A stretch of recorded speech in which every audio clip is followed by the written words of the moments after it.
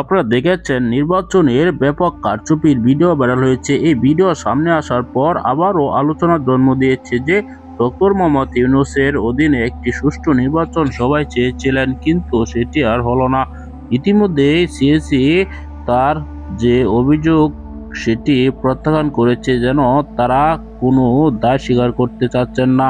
দর্শক, জামাতের নেতাকর্মীরা তারা বলছে এই ইসিরও আরো ভয়ঙ্কর পরিণতি হবে যদি কোনো অভিযোগ পায় নির্বাচনে কারচুপি হয়েছে, তারা ভোট চুরির জন্য কোনো টাকা লেনদেন করেছে।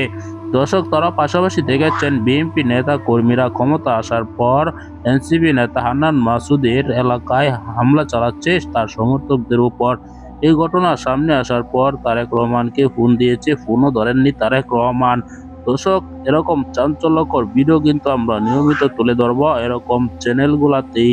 আপনারা এই চ্যানেলে যদি এরকম নিউজ আরো দেখতে চান, অবশ্যই চ্যানেলটিকে সাবস্ক্রাইব করতে ভুলবেন না।